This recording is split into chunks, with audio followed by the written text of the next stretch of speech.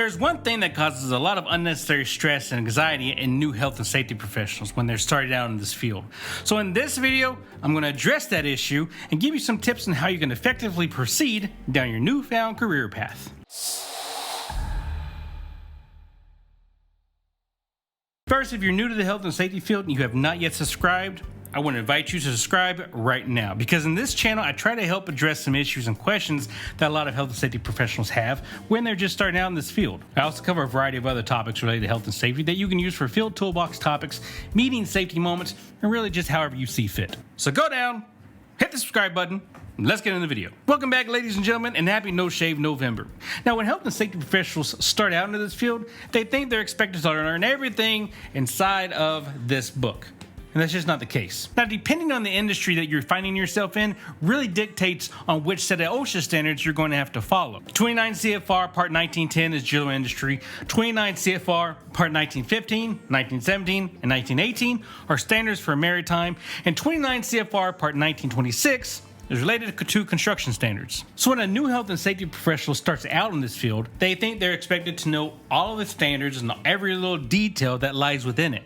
Newsflash for you, you don't have to. Probably gonna catch some static over that, but I don't care. It's true. There are people that have worked in this field for 20-something years and can't even tell you which subpart of 1926 covers fall protection. And that's not necessarily a bad thing. I'm not saying that they're bad at their job. It's just the way it is. Not everyone is able to memorize every one of the subparts of the OSHA standards. But for FYI, it's subpart M. But don't get yourself stressed out thinking that you have to read the standards from front to back, because that will put you to sleep. Unless that's what you're trying to do, then read away. You're going to learn all this stuff as you progress in your field. When you start out, you need to find out which set of standards your organization will fall under. If you're working under a construction project, as we talked about earlier, you'll need to make sure they follow 29 CFR 1926. Now, 29 CFR 1926 has, 29 different subparts? So take one subpart and review it until you feel rather comfortable with it.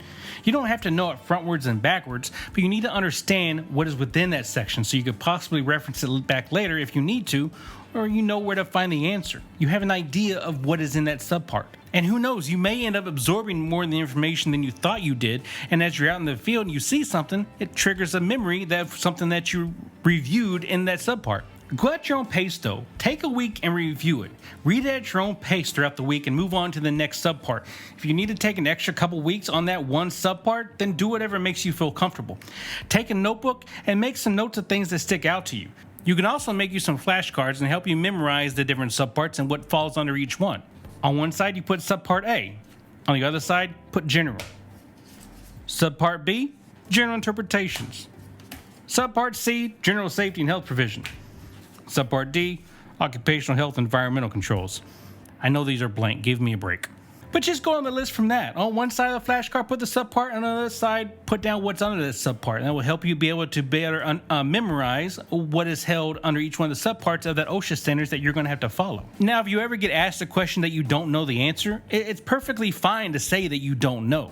But one thing that I have found that works a little bit better is saying this. Let me verify that. I'm roughly 80% sure that I know the answer, but I would much rather look this up to make sure I'm correct before I go trying to spout something off to you. It's really how you come off though. You have to kind of sell it, but instead of telling someone that you don't know something, you just give the illusion that you have an idea of what you're talking about, even if you don't. A lot of this field is confidence and how you handle certain situations. Now, you can tell people that you don't know something. There isn't necessarily anything wrong with that. And if you're just getting started, if this is one of your first gigs as a health and safety person, they're not going to expect you to know everything right out of the gate. Now, if you're working these smaller projects, chances are you're going to be wearing a lot of different hats. And even seasoned health and safety professionals, even they can't remember everything. Even they have to go back and look things up, regardless of what they tell you, because there are some that are out there that will make you believe they walk on water. And they don't. What I want you to take away from this video is don't get yourself all worked up. Don't overthink this too much, and don't let your anxiety get the best of you. I've honestly never told anybody what I'm fixing to say right now, but when I first started out in health and safety, I spent quite a bit of time in the bathroom sitting in one of the stalls because the anxiety would honestly just wear me down. I had no idea what I was supposed to do. I thought I was expected to know everything, but you're not. You're expected to know where to find the answers, but you're not expected to know everything right out of the gate. I used to dread going to work each morning because I was always afraid that I was going to get asked a question that I didn't know the answer to. But now I am perfectly comfortable working as a health and safety professional. I'm confident in my ability. I'm confident in the knowledge that I have to be able to answer questions, pretty much whatever is thrown at me. And if I don't know the answer, I've learned how to bullshit quite well. That was a joke. Kind of. Now, if you're working for a company that has procedures, my suggestion would be to go throughout all the procedures and read the procedures that are related to health and safety.